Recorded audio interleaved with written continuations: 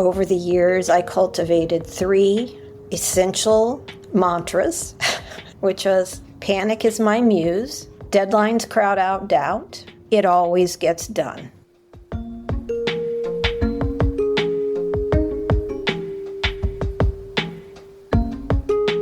Welcome to the Nieman Storyboard Podcast, where we dig into the craft of journalism and storytelling. I'm Mark Armstrong, editor of Nieman Storyboard. I'm also the founder of Long Reads and the co-founder of the podcasting company Ursa. This show is brought to you by the Nieman Foundation for Journalism at Harvard. You can get updates by signing up for our newsletter. Just go to niemanstoryboard.org to sign up. There's a link in the show notes. Today I'm thrilled to welcome Mary Schmich, the Pulitzer Prize-winning former columnist for the Chicago Tribune. She's teamed up with her former colleague Melissa Harris and a group of acclaimed journalists to create a new podcast called Division Street Revisited. The show traces the lives of 7 people who were featured in Studs Terkel's first oral history book, Division Street America, which was published in 1967.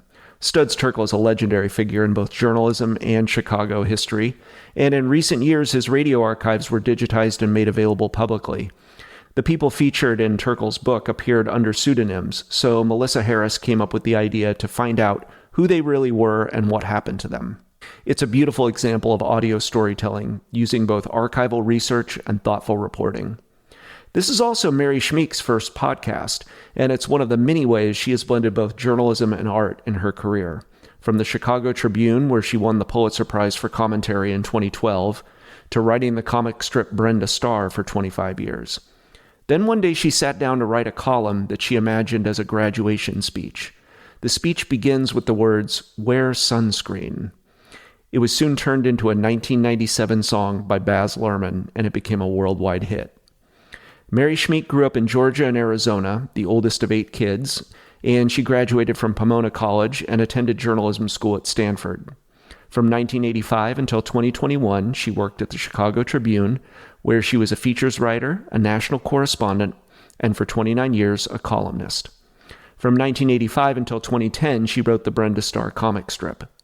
Today, she also teaches yoga, and she co-hosts the annual Songs of Good Cheer sing-along at the Old Town School of Folk Music. And she has been a Nieman Fellow at Harvard. So without further ado, here's my conversation with Mary Schmich.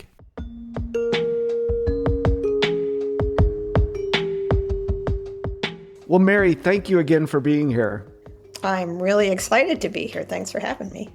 Congratulations on Division Street Revisited. It's such a great podcast. At the time of this recording, we're about 2 episodes in, and it's just beautiful stories so far. Can you tell me a little bit about how the project came together?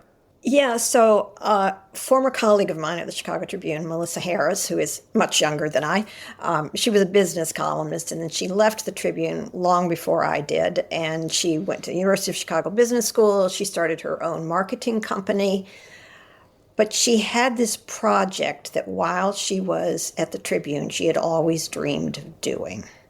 So one night after I left the Tribune in June 2021, and in late 2021, she invited me over to dinner. And I didn't know Melissa all that well. She didn't tell me why she wanted me to come over to dinner. So I go over to dinner. She opens a very expensive bottle of wine, and she says, "I have an idea." And she explains that when she was still at the Tribune, a guy named Rick Hogan had given her a copy of Division Street America by Studs Terkel, which is a collection of 71 interviews with just, so-called ordinary people. And Rick had thought that this would be a good way for her to get to know Chicago. She was new in the city. She read it. She was frustrated that almost everybody in it was there under a pseudonym. So she'd started going to the Chicago History Museum. She found Studs' old papers, and she decoded almost all the names in it. And she thought, this would make a great newspaper story at some point, to just go back and find some of the descendants of these people. But then, life got away from her. She left the Tribune. That story just, sat in the storage closet of her brain for many, many years. And then someone mentioned to her that the original book tapes that Studs had done for these interviews were being digitized by the Library of Congress.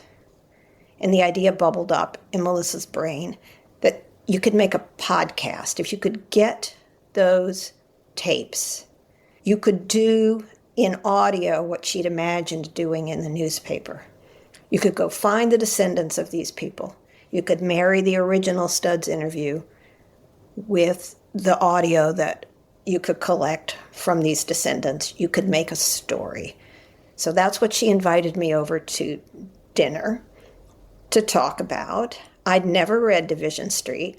She gave me her old marked up copy with the decoded names. And I just sat and read it over a period of 2 or 3 days while I had COVID. And I just marked the hell out of it, asterisks and check marks and, parentheses, underlining. And I went back to her. She'd said to me that night, let's make a podcast. And I kind of rolled my eyes. And I went back to her and said, okay, let's make a podcast. We had no idea what we were doing. Had either of you created podcasts before? No. We were just newspaper people, with a vague idea. I mean, you were in the podcast business, so I'm sure you have run across the fact that, honestly, most people aren't quite sure what a podcast is. Certainly not how you make it.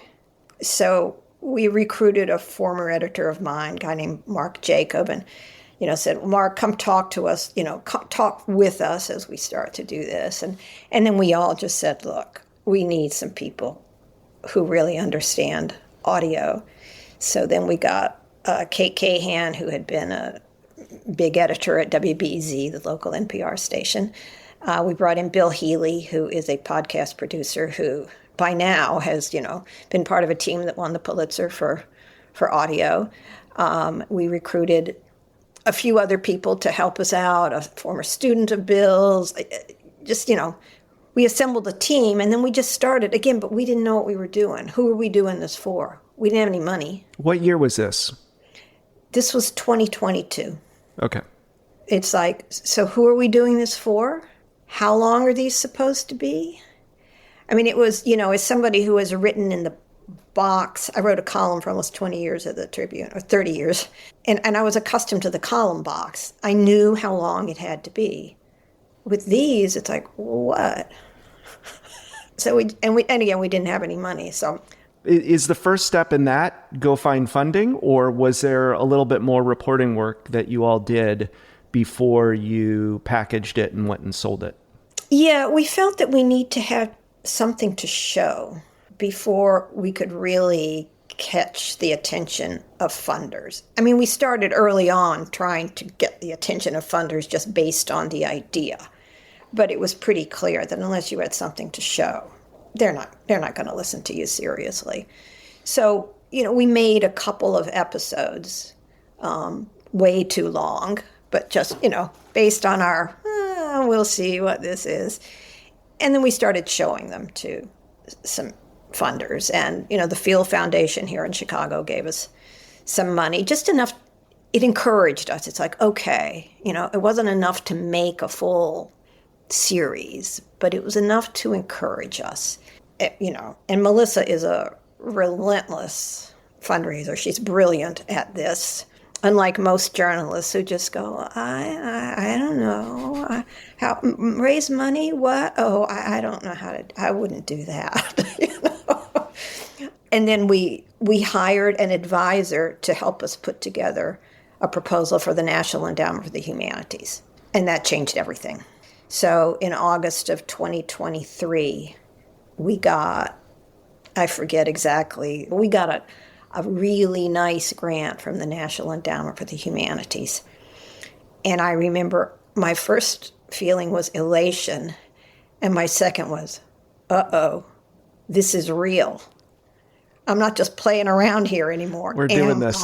It's like, now we got to make this. And we've had some other funders, too, because, we have a team of, I think, 7 people, a musician, sound editors, and everybody needed to get paid. Nobody's getting paid, frankly, what they're worth, but it's enough to get you through, to make you feel like you're not working for free.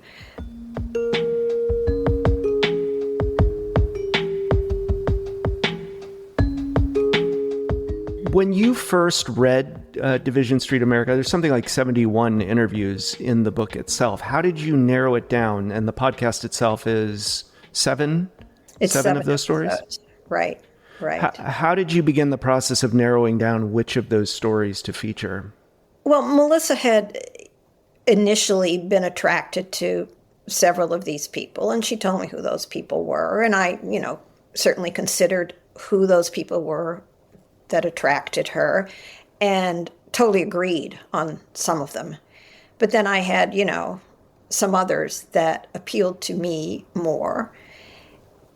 We talked about that in addition to the fact that we wanted these people to be not just interesting as individuals, but to represent something about the culture. Was there an issue that in following the life of a particular individual, we could also follow? So the episode that came out this week, for example, was about a guy named Bill Koza. Bill was an actor, raised Catholic and Polish down on the far south side of Chicago, and really afraid that his family would discover he was gay. And he gave this interview to Studs Terkel because he wanted, on some level, he wanted to talk about this, and he felt people needed to know. But boy, he never wanted his family to find out. He did not want his mother, his sisters, anybody to know. So we knew that if we could find people who knew Bill Koza, we could just trace what it meant to be a gay person from the 1960s and before that through, Bill's first 35 or so years. Trace that from then until now. And just say, what if he had lived longer? What is life like for gay people now? So, and each of them. So another is a Native American named Ben Bearskin, who was a big Native leader in Chicago. And we knew we could just trace kind of the history of Native Americans in this country through the migration into the big cities like Chicago. And then what now? As it turned out with his family, they all wound up back on the Winnebago Reservation in Nebraska. Not necessarily what we would have expected, but interesting. And the first episode features a woman named Myra Alexander. Can you tell me about her? So Myra Alexander was a Chicago public school janitor. She met Studs Terkel in 1963 on a train ride from Chicago to the March on Washington, where Martin Luther King Jr. gave his I Have a Dream speech. Fantastic talker. She was this woman in her mid-50s who had just become a civil rights activist, but not in the way that, not a civil rights activist with a big name, just a Chicago public school janitor, a mother, a grandmother who wanted to make something better. And Studs was clearly taken by her ability to talk. She was, one of the wittiest, most pungent people in that book. And he went back and interviewed her when he started interviewing people for Division Street. So we found a couple of her children, grandchildren, and we traced it all the way to her great-grandson in Denver, who is a musician. And as I say in the podcast, when I met Alex Blocker, I felt, oh my God, I have met Myra Alexander resurrected, because he just has her exuberant, creative way of talking. And in his way, he is also a civil rights activist in the way of a 30-year-old man in Denver. He was on the cover of a Denver magazine when he participated in a violin vigil for Elijah McClain in Aurora, Colorado. Alex, in particular, plays the violin, and the episode ends with his own violin performance. It's just a beautiful ending to the episode where you hear the violin in the background, and then Myra, in her own words, talking about everyone just needing more love in their lives. Yeah, it was just so moving to us to be able to have Myra Alexander's great grandson play his violin on this. And I don't know if you recognize the song he was playing, Will the Circle Be Unbroken? Early on, I had this just idea. I didn't know if it was going to work, but Studs Terkel has a book called Will the Circle Be Unbroken? And it's a great song. It's one of my favorite songs. The chorus, will the circle be unbroken by and by, Lord, by and by. There's a better home awaiting in the sky, Lord, in the sky. And it's about this belief that you will encounter in the next life, in some future place, the people you loved and have lost.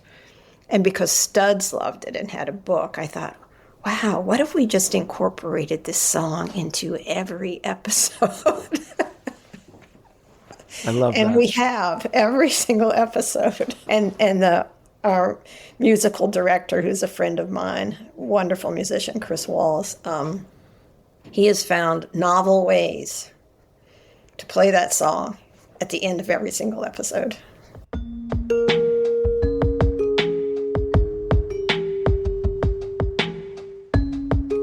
Now, in terms of the construction of, sort of coming to these 7 people in these 7 stories, were there other leads that you sort of followed before you kind of narrowed it down to these 7 stories? No, we pretty much found the people that we had set out to find. There was one person, we made stabs at a couple of other people, and we hadn't even resolved that we wanted 7 necessarily, right? So we just started kind of poking around. Is there anybody who's alive? That was one question.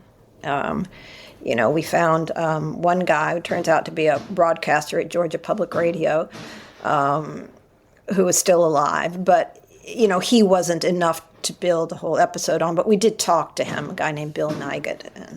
And then there was one other woman that I think is still alive, but we could never make contact with her. There was the son of one person who interested us a lot, who at first said yes and then basically ghosted us. And I think it's because he had a very complicated relationship with his father. Mm-hmm.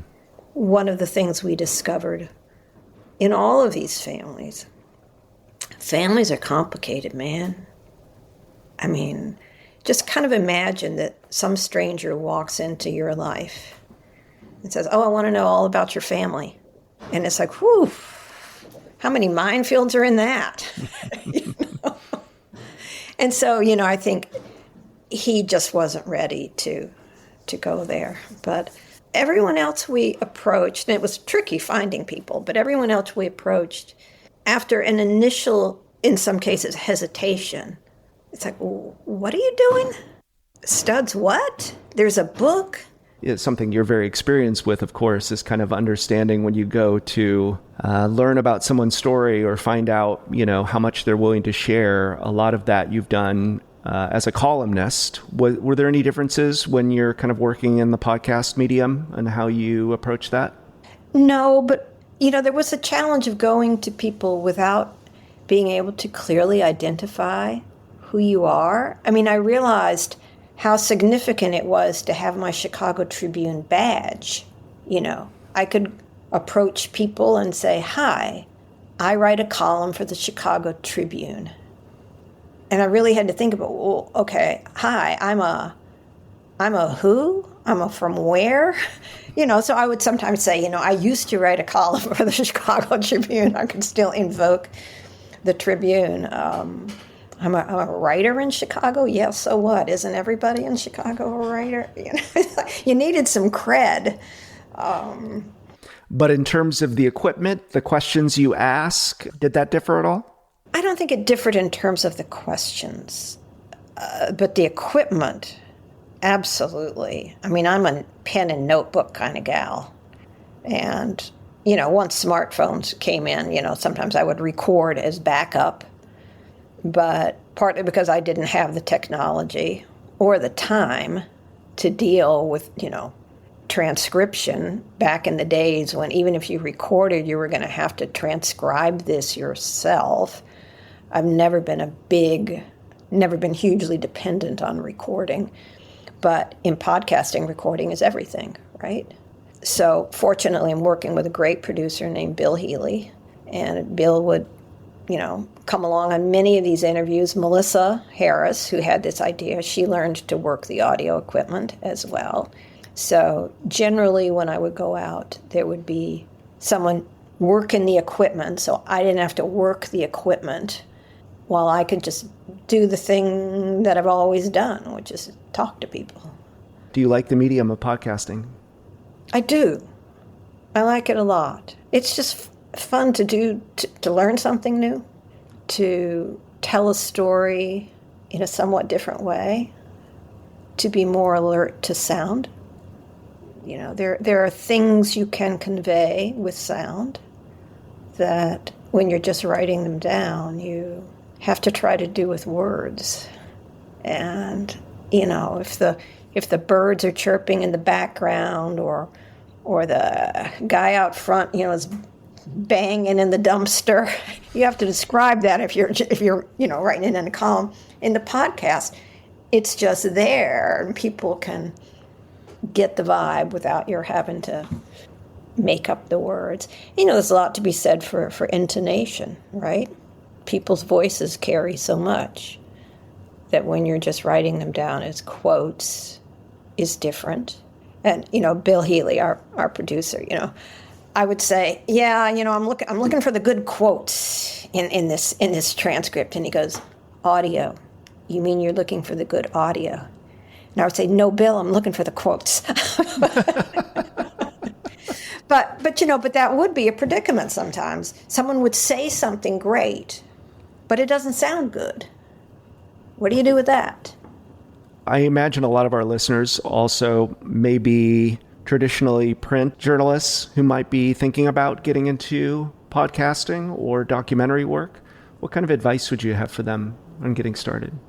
Well, and there's two categories of advice, right? One, there's the kind of journalistic, artistic advice, and two, there's the get real advice.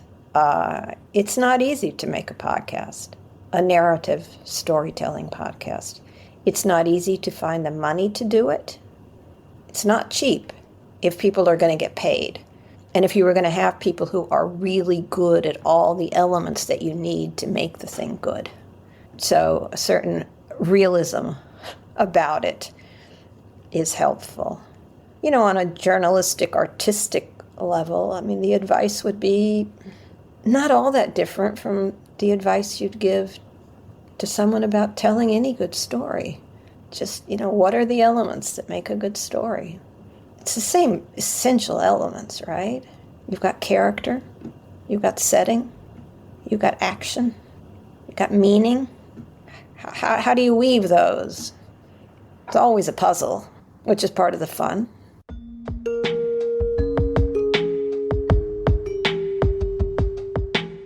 I want to go back to Studs Terkel real quick. I imagine there was also a ton of archival work to put these episodes together. What was that process like for you, and what did you learn from listening to those conversations? Several people have asked me, so what did you learn from Studs about interviewing? And I don't know that I really learned anything about interviewing, but I admired always the energy that he brought. The energy that he brought to the conversation that simultaneously left space for the person to talk. And there is an art in that, to be an active listener, to talk but not too much. And, just all of these interviews are fun to listen to because Studs is clearly having fun. You just hear him cackling away and asking, he had some questions that I've used with the people that I've interviewed, saying these are questions Studs like to ask. But, if you were God, how would you change the world? What are you afraid of? I think a lot about that question, what are you afraid of? Somebody should do a podcast that's just called What Are You Afraid Of? And go talk to people. I love that idea. Yeah, what are you afraid of? It's yours. I hand it to you. Just give me your credit. Now, were those the types of questions you used ever as a columnist? I mean, some version of them, yes, but I don't remember ever quite that bluntly saying, "What are you afraid of?"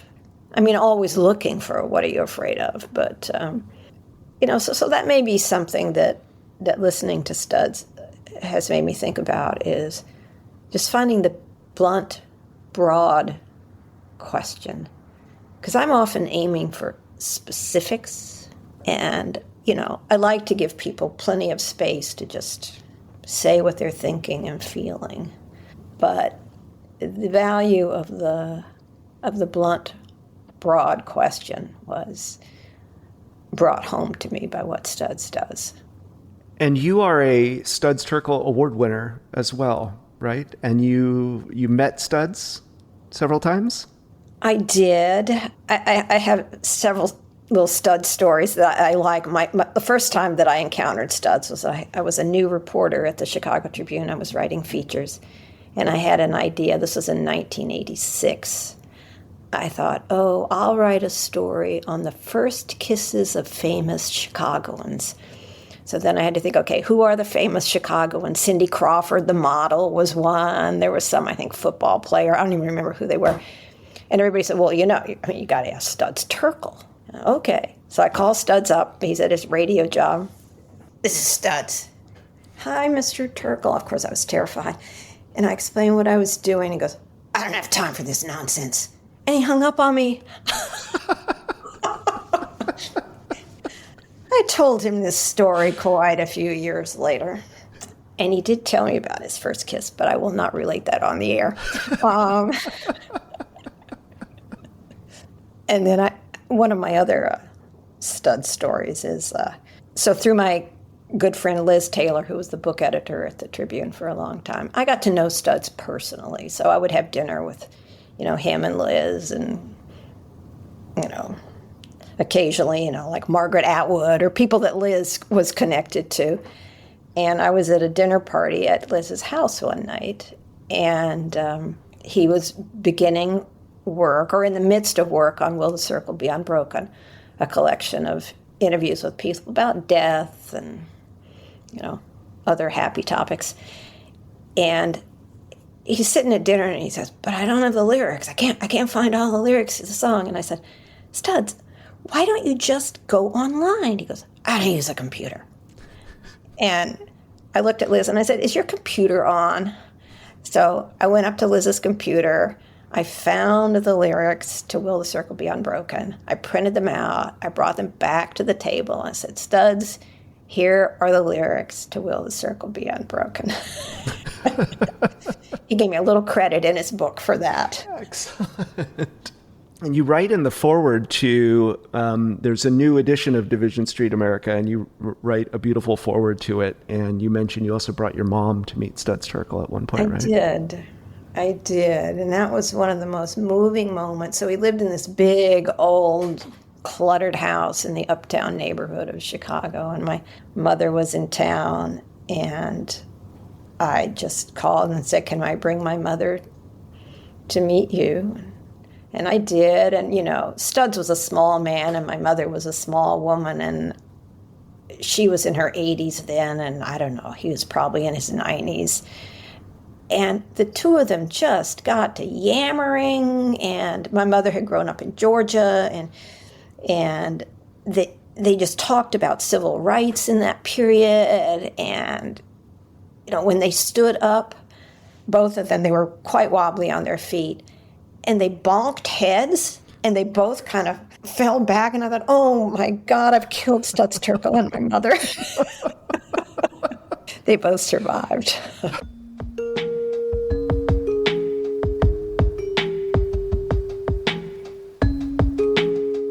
You were a Chicago Tribune columnist for 29 years and 37 years total at the Tribune? I can't do the math, but yeah, that sounds about right. I started at the Tribune in 85. I left in 2021, so.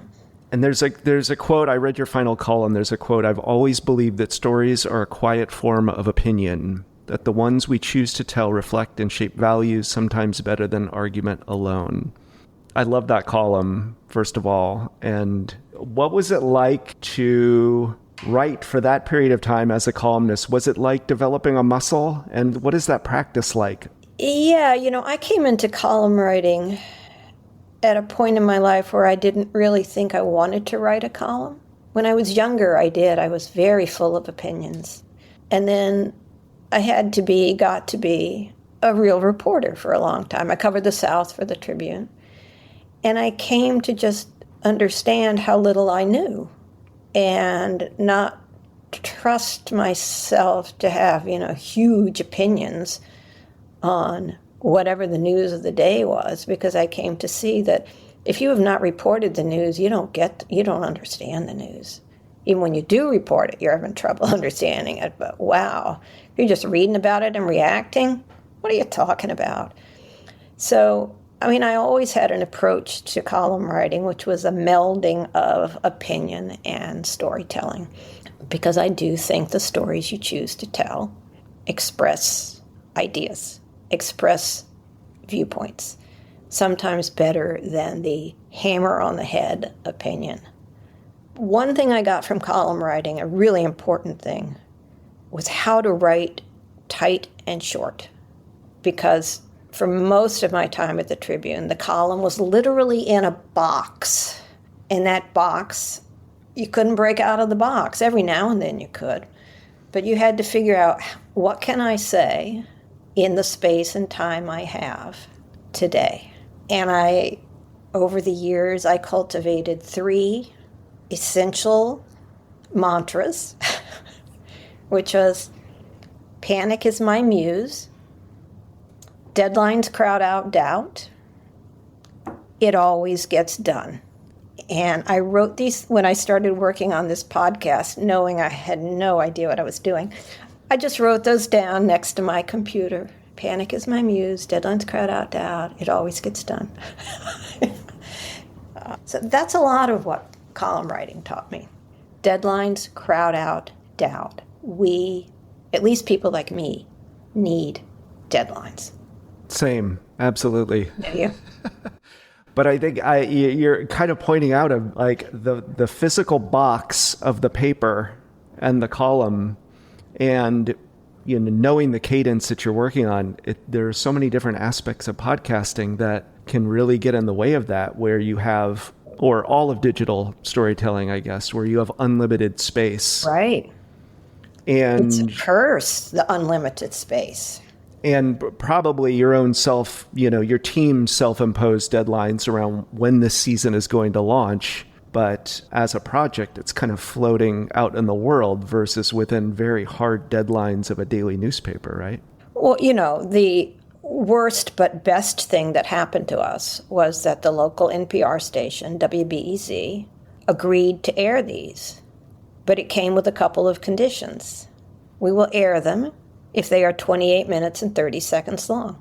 It's like, oh no, we just made a couple that are like 35 minutes, 40 minutes, what? And at first I was really defeated by the thought. But once I understood the box, I was grateful. It's like, okay, now I know what I'm doing. Wasn't fun to go back in and, trim the 2 that we had made significantly longer. But with the others, it's like, now I understand the box and I can do this. And essentially, we made a deal with BEZ about when we would have them ready. Okay, there's the deadline. A nightmare and a blessing. Perfect. That's great. What were the original episode lengths? So there was one, I think, that was 35 minutes. And that Myra Alexander one was pushing 40 minutes. So we went in and, it hurt. Just took out big blocks, So like 2 characters, basically. One of Myra's daughters, one of the grandsons. There was a lot of good stuff in those, but it was too much. It's better at this length.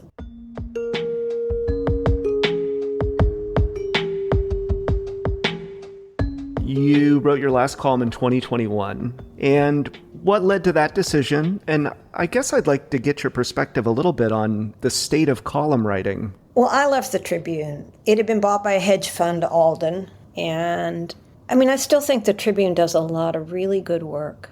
under much more difficult conditions than what I worked under for most of my newspaper life. Just a much, much smaller staff. And I left not just because of the hedge fund and all of that, but I've been writing a column for a really long time, and I was, 67 years old, and I just thought, I don't know how many more years I'm going to live, 30, I hope, but I don't want to live on deadline anymore. I just didn't want to live on deadline anymore. I didn't want to live in public anymore. I loved the deadline. I loved living. I never loved living in public. What I loved was that I could write and people would read and they would respond. And that was deeply fulfilling. But it takes its toll. When I left the Tribune, the Washington Post, Paul Farhi at the Washington Post did a really nice story just about kind of the end of the old-style Metro columnist. It wasn't just about me. It's like, you look around, there aren't very many Metro columnists. The people who are really rooted in the place, who are doing this combination of opinionating and storytelling. The Tribune has no one doing that anymore.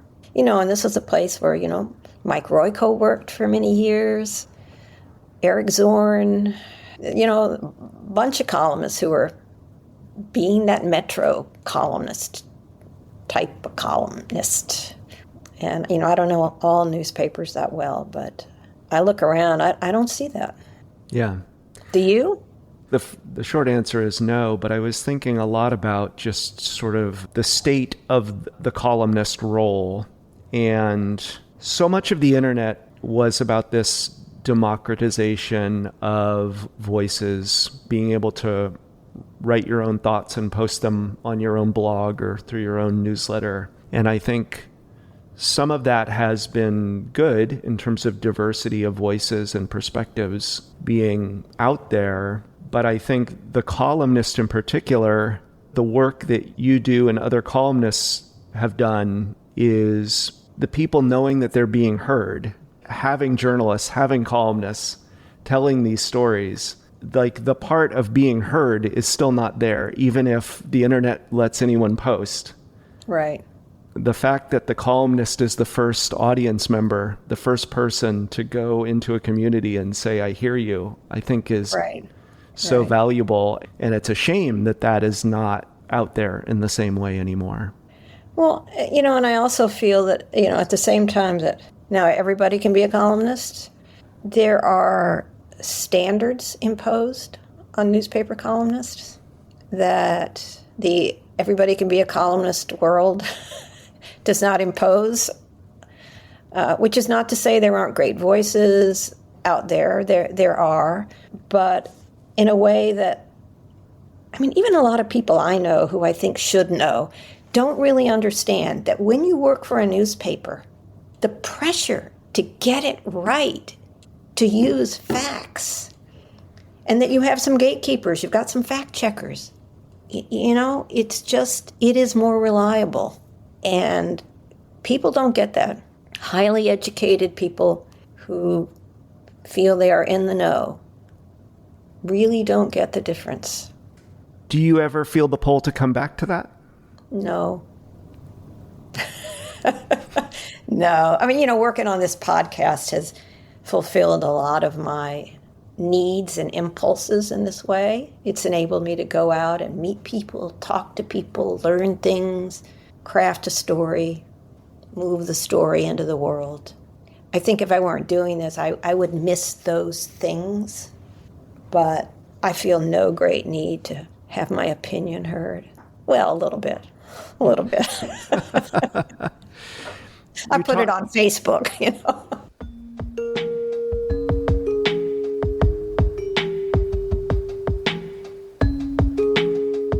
You talked about being sort of a public person as well and living in public and not missing that because you were sharing a lot of your personal stories as well. And how did you create boundaries for yourself in those kinds of situations?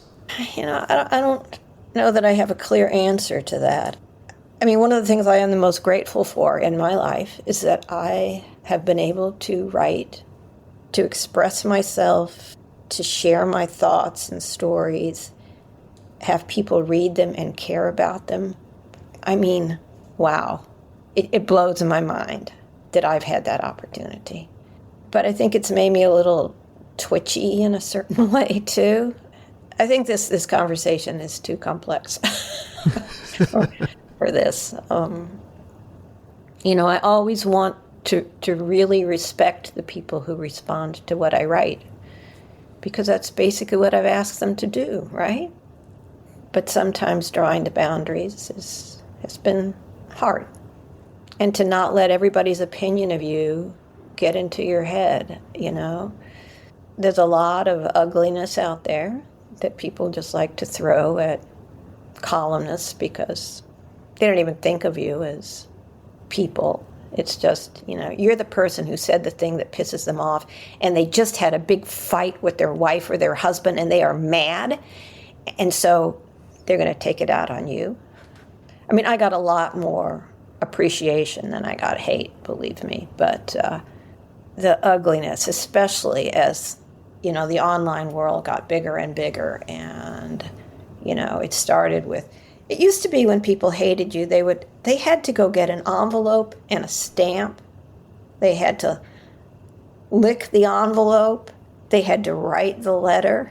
They had to find the address of the Chicago Tribune. They had to work at sending you their hate. And then email came, and it became very easy to email you the ugliness. And then social media came, and they could do it not even to your face. They could do it for the whole world. It's just, and I've seen some columnists who have gotten way more caught up in it than I did, and who were then in a perpetual combat, which is not good for them. Not good for them. Yeah. Mm-hmm. Again, I've received so much more appreciation than hate, but I think, as we know from our public discourse, hate has a way of expanding. It gets big. It gets inflated. And I never wanted to get caught up. It wasn't just a resistance to being criticized, but I never wanted to get into the combat. I think that's a gender difference, frankly. I've had this discussion with some other female columnists. Some of the men seem to love it. Take me to the boxing ring, man. But I could see that the bad stuff it was doing to them. Mm-hmm. They didn't really need to be in that boxing ring quite as much as they were. Yeah. I can't let this interview go without confessing to you that my wife works in the skincare business, and you profoundly changed her industry. What if you could talk about that phenomenon? And you're also a musician, so I'm wondering, Wear Sunscreen, I think I looked on YouTube. It's got 23 million views on YouTube alone. I wonder if you took any, as a musician also, if you took any storytelling lessons from that whole phenomenon and that song. So what kind of lessons?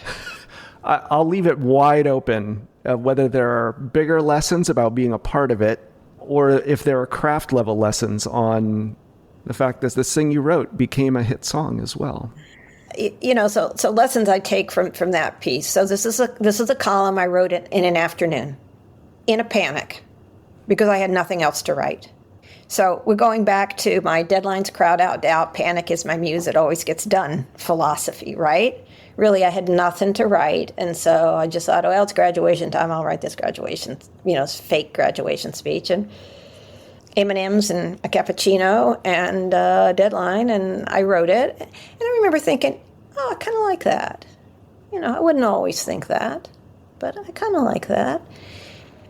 And then it just took on this unbelievable life of its own. It was early days of the internet, and it went viral before I think viral was even a term, attributed to Kurt Vonnegut, which helped to elevate it because now it's attached to cult famous writer.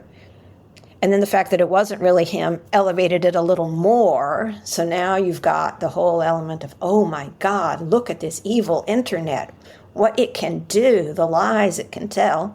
And then Baz Luhrmann swoops in and puts it over some music that he'd used in his movie Romeo and Juliet, turns it into a spoken word piece, originally around 7 minutes, did well in Australia, and then some radio station, I think in Santa Monica, cut it down to 5 minutes. Oh, in Portland. I think it started in Portland. And then the New York Times did a little blurb. I mean, the steps in this are fascinating. The steps to something rising in the cultural consciousness. The New York Times did a little blurb on this cult hit in Portland. And then it was off. And Incredible. all of a sudden, it was just everywhere. I mean, so part of what I take from it is that just do your work, because you never know what's going to come of it. Also, I think there was just something in that. I always say there was a ghost in that piece. There was some unspoken stuff in that piece that people felt.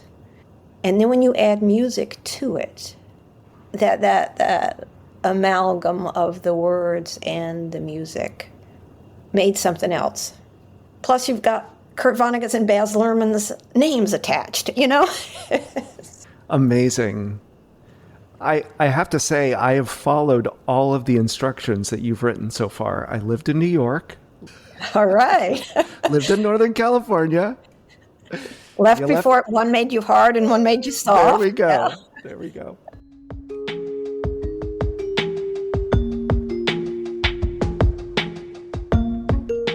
One other amazing creative thing that you do and have done in your career is that you wrote the Brenda Starr comic strip.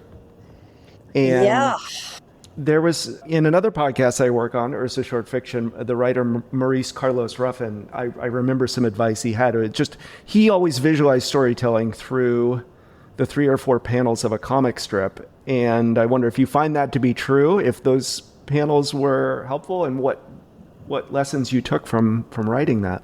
Yeah, I think writing Brenda Starr helped me conceive stories in a somewhat different way. Again, it's kind of like doing this podcast. I started writing a comic strip having no clue what I was doing.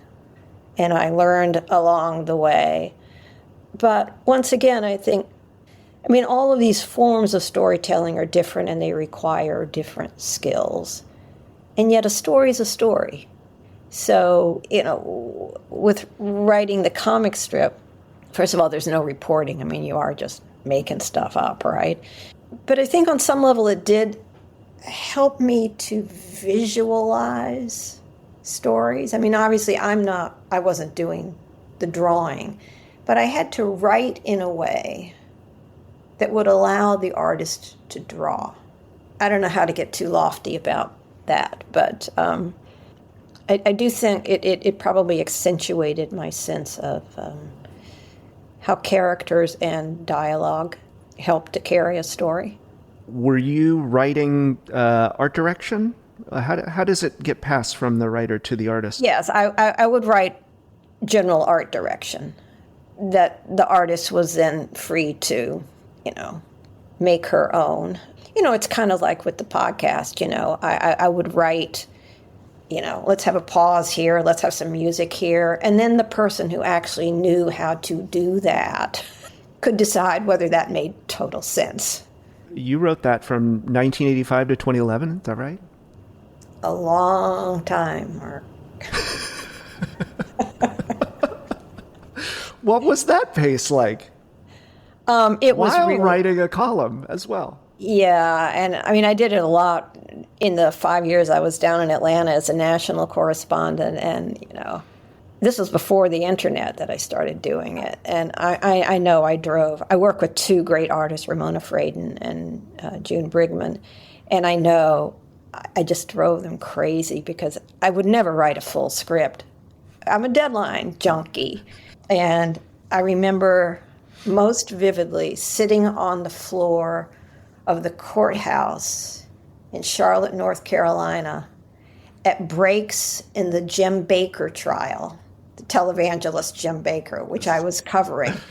And I had my yellow legal pad, and on the breaks, I'm writing, the upcoming week of Brenda Starr, and then going and finding a FedEx and FedExing the script to the artist. So, yeah.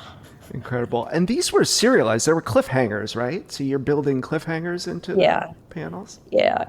I mean, so the idea, it's kind of an intricate formula in the old serial strips, as they're called, where you got 6 weekdays, meaning 3 panels, and then you have the Sunday 7 panel.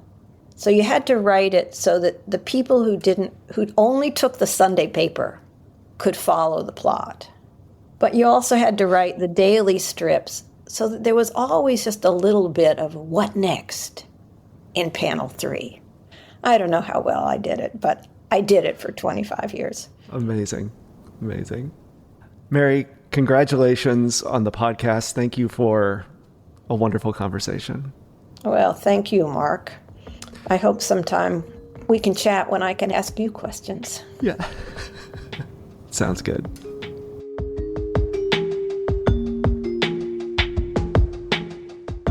Such a great conversation. Thank you again to Mary Schmich for joining us. If you like what we're doing at Nieman Storyboard, leave us a review in Apple Podcasts and Spotify, and share this podcast with your friends.